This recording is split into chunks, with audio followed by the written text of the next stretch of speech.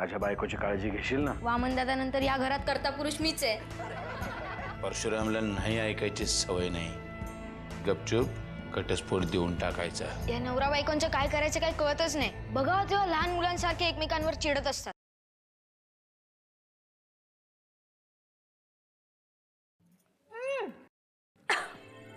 एवढी बेचव झाली भाजी।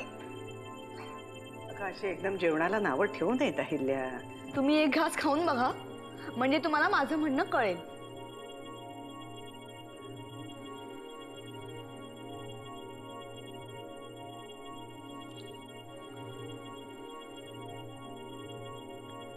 जानकी, काय झालं ग? सगळे नोकर ना माजले, त्यांना एकदा सरळ केलं पाहिजे। पण ही भाजी तू केलीस ना? बापरे, म्हणजे माझं चुकलंच। मला माफ करा हा, खूप बोलले ना मी।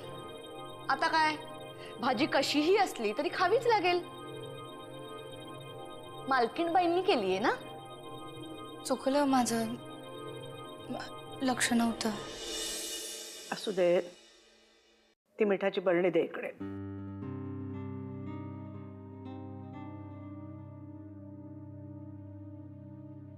मिठाची नाही, साखरेची बरणी आहे ती। आज तू काही जागेवर दिसत नाहीयेस मला। काय झालं जानकी? अगं काय एवढी बावचळली आहेस? आत्याबाई, लाडाच्या व्यक्तीकडून एखादी चूक झाली तर ती पदरात घालावी। हे तू मला सांगायची गरज नाहीये। आत्या, अगं तुमच्या सगळ्यांच्या जेवणाची अजून चव वाढेल अशी एक बातमी तुम्हाला लगेच देतो। खरंच? तशी जेवणात चवीची गरज आहेच, बोला।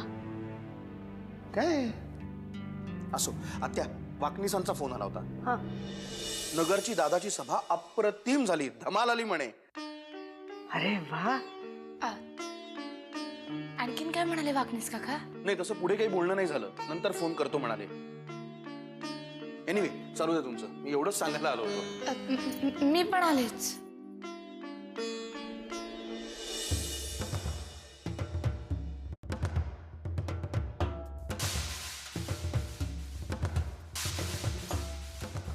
ये सफरचंद्या, माझ्या पोटामध्ये गेल्यानंतर पटापटा पचायचे, वेळ घालवायचे नाही, सकाळची वाट बघायची नाही, कळलं का नाही?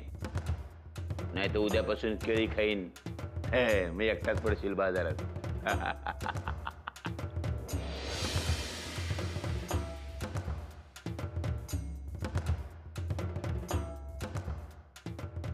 का हो, थोबाड का पडलं मला बघून? सफरचंद नाराज झालं का तुमचं? तुला काय दुसरे काम धंदे नाहीत काय? मी सफरचंद खाईन नाही तर रताळ खाईन, तुला काय करायचंय? काही नाही, कीव येते तुमची आता। माझी क्यू करायची नाही, ठार मारून टाकेन। तिथं येऊन मला सहानुभूती दाखवायची नाही, पहिला सांगतोय। परशु शेठ, जीवच घ्यायचा असेल ना तर जिच्यामुळे तुम्हाला त्रास होतोय ना तिचा घ्या, तुमच्या बायकोचा। एवढं सोपं नाही ना, नाही तर कवाच घेतला असता तिचा जीव। परशु शेठ, इतक्या दिवसात किती लोकांचे जीव घेतले तुम्ही? आतापर्यंत सगळं दुसऱ्यासाठी करत आलात, आता स्वतःसाठी काहीतरी करा। मला काहीतरी माझ्या फायद्याचं बोलली तू. बोल बोल. नाहीतरी आता ती सुमित्रा तुमच्या गळ्यातली धोंडच झाली आहे ना. किती दिवस गळ्यात अडकून फिरणार आहात तिला? काय तो सोक्ष मोक्ष लावून टाका एकदाचा. बघ तसं काहीतरी बोल नको. मग मला काहीतरी करावं असं वाटते. काहीतरी नाही, जे पाहिजे तेच करा. काटा काढा त्या सुमित्राचा कायमचा. तो तर काढणारच आहे मी. पुढच्या 2-4 दिवसातच काढतो की नाही बघ. पण तिला मारायचं कसं? हा?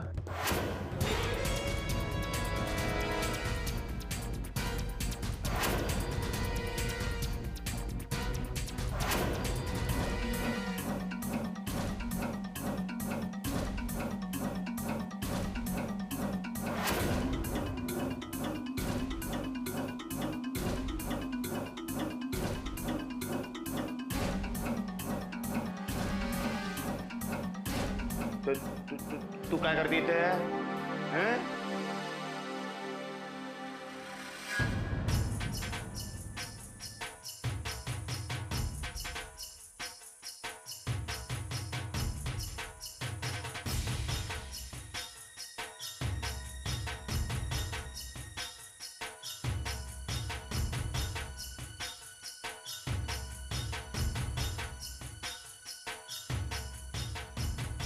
ही कधी आली होती?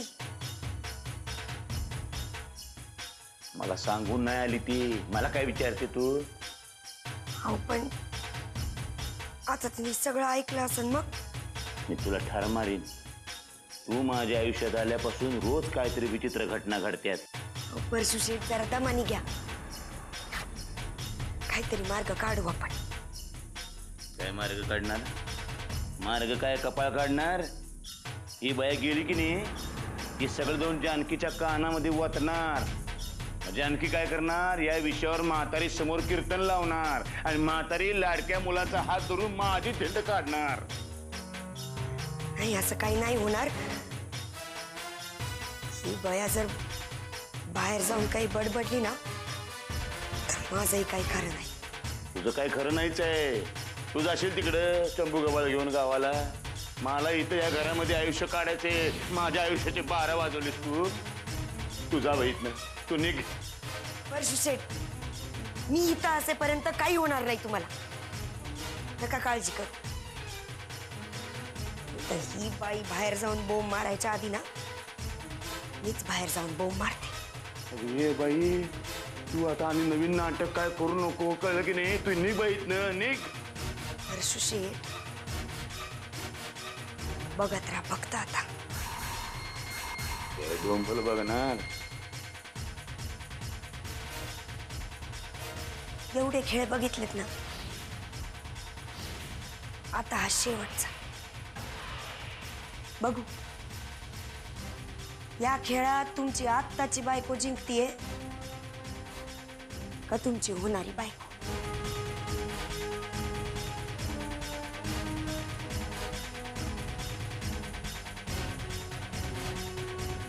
मायला बाई आहे का भिताड आहे?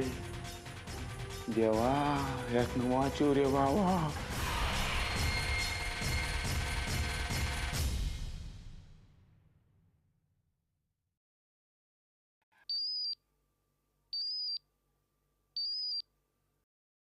हॅलो. कशी झाली सभा? गर्दी होती? हे सगळं आत्ताच बोलायला हवं का? मी आल्यावर सांगेन तुला. अहो तुम्ही रागवू नका ना माझ्यावर. ते रात्रीतून फोन बंद पडला. मी तो चार्ज करायला विसरले होते. ठीक आहे, मी आल्यावर बोलूया. हां, नका ना रागवत माझ्यावर. अहो मी रात्रीतून 2-3दा दचकून सुद्धा उठले. मला वाटलं तुमचा फोन आलाय, पण नव्हता केला तुम्ही फोन. हे बघ जानकी, मी आत्ता खूप घाईत आहे. मी आल्यावर तुला सगळं सांगेन. हां, बाय. हॅलो.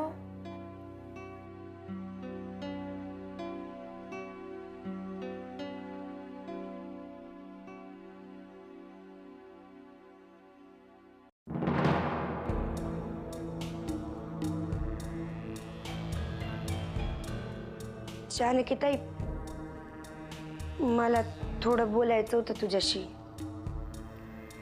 मग बोल ना. आता परवानगी कशाला विचारतेस माझी? नाही, कळत नाहीये कसं बोलू.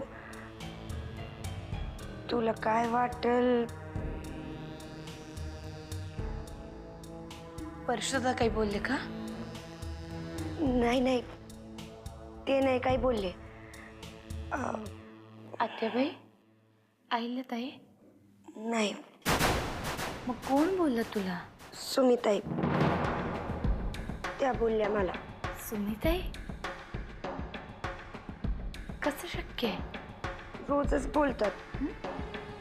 मला म्हणतात चिवला सांभाळायला आता मी आली आहे, तुझी काही गरज नाही. नाही सुगंधा, सुमिताई असं काहीतरी बोलणं शक्यच नाही. मी चांगली ओळखते तिला. मला बोलल्या ना त्या. परशु शेटने माझ्या बरोबर काय केलं ते कळलं असेल त्यांना बहुधा. ते तिला कळलं तरी ती तुझ्याशी असं वागणार नाही, मला माहिती आहे. आता तुला खोटच वाटत असेल. राहिलं. अगं, खोटं वाटण्याचा प्रश्न नाहीये, पण तुझा काहीतरी गैरसमज झालाय. सारखं माझ्याशी वाईट बोलतात. चिवला जवळ पण घेऊ देत नाहीत मला. हिडीस पिडीस करतात सारख्या. वेड्या माणसाचा काय भरोसा. सुगंधा, सुमिताई वेडी नाहीये. नाही, चुकलं माझं, पण मी तरी काय करू सांग. मला लय भीती वाटते त्यांची. नको काळजी करूस. तुमच्यातले गैरसमज मिटते. चा.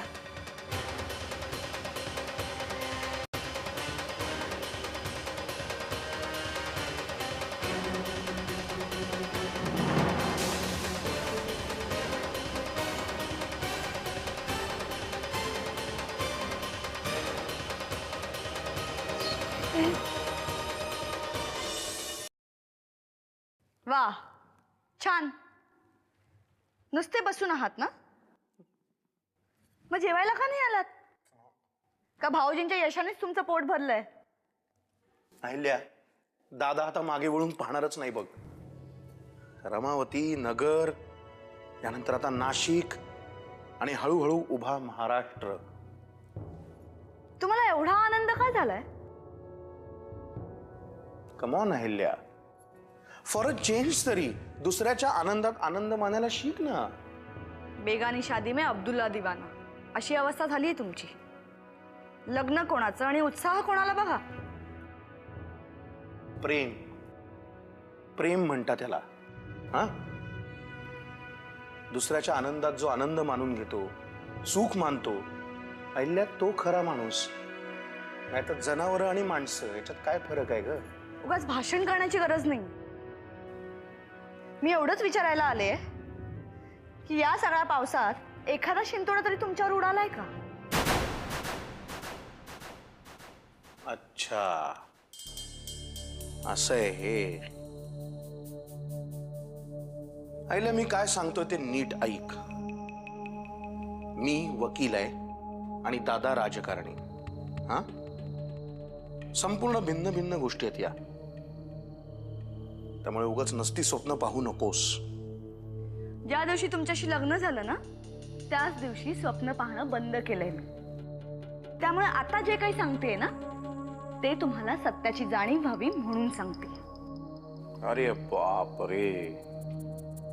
अच्छा, तर मग दादा राजकारणी आहे याचा मला काय फायदा होऊ शकतो हेही सांगा एकदा.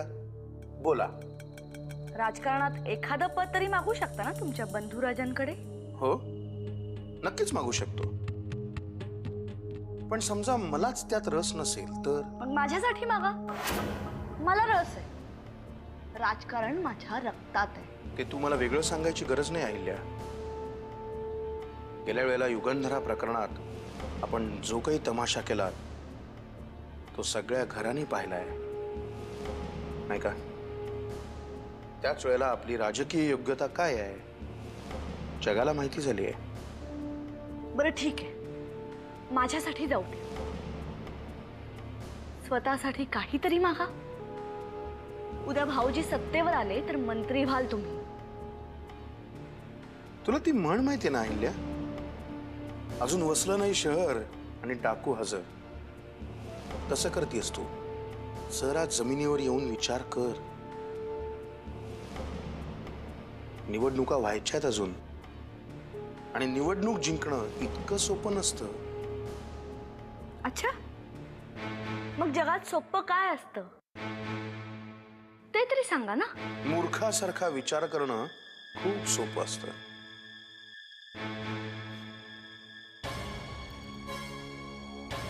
जो तू नेहमी करतेस.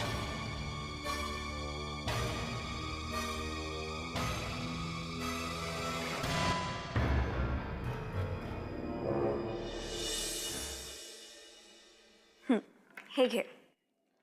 काकू मला खरंच काही खायला नकोय ग आता.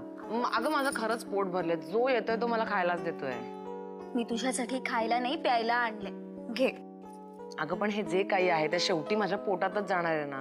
आणि खरंच माझ्या पोटात ना अजिबात जागा नाहीये ग आता. हे बघ अमृता, आम्ही हे तुझ्यासाठी जे काही आणतोय ना ते तुझ्यासाठी नाहीये, ते ना होणाऱ्या बाळासाठी आहे. आता हा डाळिंबाचा ज्यूस, यानी ना बाळाची कांती एकदम सतेज होते बघ. घे. थोडक्यात काय, तू मला ज्यूस प्यायला लावणारच आहेस. माझाही नाईलाज आहे ग. निदान होणाऱ्या बाळासाठी तरी घे. अगं जानकी बरं झालं तू आलीस. प्लीज अगं प्लीज सुमित्रा काकूला सांग ना, ती मला बळे ज्यूस प्यायला लावते. जानकी आता तूच सांग हिला डाळिंबाचा ज्यूस बाळासाठी किती गरजेचा आहे ते. हे बघ, बाळ पोटात असताना आई काय काय खातेय, काय काय पितेय, यावरच बाळाचं आरोग्य अवलंबून असतं. हो की नाही ग? मला काय माहिती, तुम्हाला दोघींनाच अनुभव जास्त आहे ना याचा. नाही, तुलाही येईल अनुभव, कारण आता आमच्या नंतर तुझाच नंबर आहे.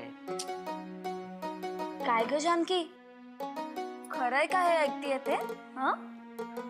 आता तुम्ही दोघी मिळून मला छळू नका. अच्छा, आणि तुम्ही मला सारखं सारखं खायला घालून छळताय त्याचं काय? मी नाही, सुमिताई.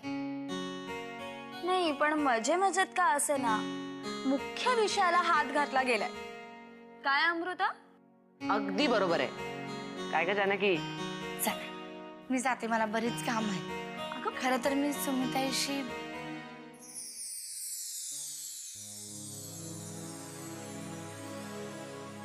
काय ग जानकी, काही काम होतं का?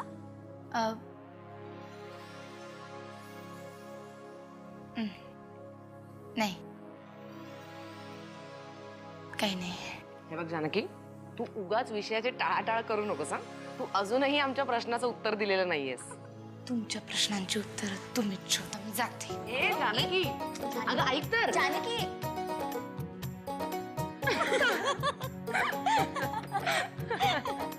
चला अमृता, आता पिऊन घे. नाही काकू, खरंच नको. अगं अशी काय? अगं काकू खरंच पिऊन पोट घे भरलंय. बरं. पण तू सांगते थोडं आई. थोडं थोडं हा पिते थोडं.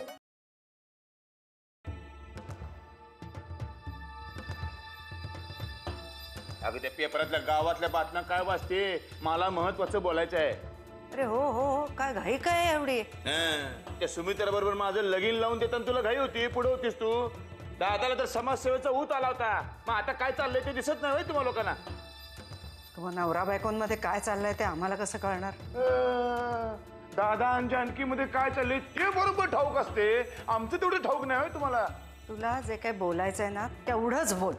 ठीक आहे, त्या सुमित्रापासून मला घटस्फोट पाहिजे. काय डोकं बिकं फिरलंय का काय तुझं? नाही माझं फिरलेलं नाही, तिचं फिरलेलं आहे. जरा कुठे बोलायला गेलं बोलत नाही, तोंड फिरवून बसती. नवरा बायको म्हणून काय तर नातर शिल्लक राहिलंय काय आमच्या दोघांमध्ये, नाही की नाही? मग मी काय म्हणतो, तिच्या जबाबदारीतून मला मोकळं करून टाक की. तू कधी या लग्नाची जबाबदारी घेतली होतीस रे? हे बा आता विषयाला फाटे नको, घटस्फोट पाहिजे, बस संपला.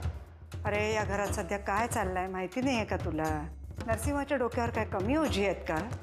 अजून निवडणुकीचा निकाल लागायचाय.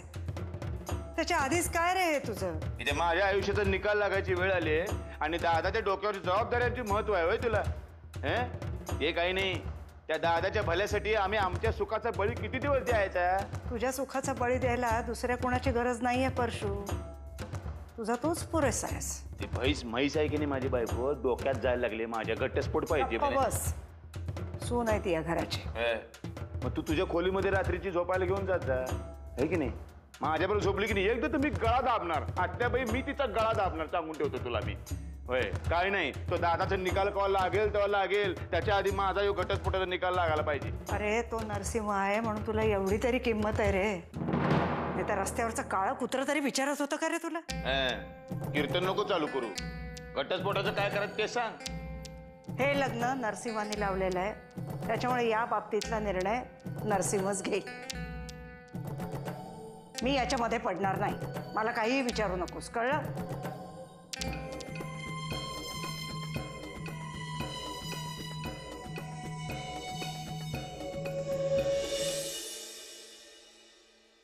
या अभिनंदन, त्रिवार अभिनंदन. आता रमावती नंतर नगर. क्या बात. तसं नाहीये वामन. रमावतीपेक्षा ही नगरचं यश आपल्यासाठी जास्त महत्वाचं होतं. रमावती तरी आपलंच आहे पण नगर आपल्यासाठी नवीन आहे. हो साहेब, आता संपूर्ण महाराष्ट्रामध्ये आपल्याला झेंडा रोवायचा आहे. यापुढची प्रत्येक सभा यशस्वी होईल. होणार होणार वाकनीस, नक्कीच होणार. आता नगर तर झालंच आहे. यानंतर नाशिक. नाशिक तर काय आपला बालेकिल्लाच आहे. त्यामुळे यश ओघाओघानं येईलच. तुम्ही कधी आलात? मला कोणीच कसं बोललं नाही. सभा कशी झाली? वाकणीस तुम्ही दमला असाल तर विश्रांती घ्या. होय सर. मी सुद्धा जरा फ्रेश होतो. आलो वामन.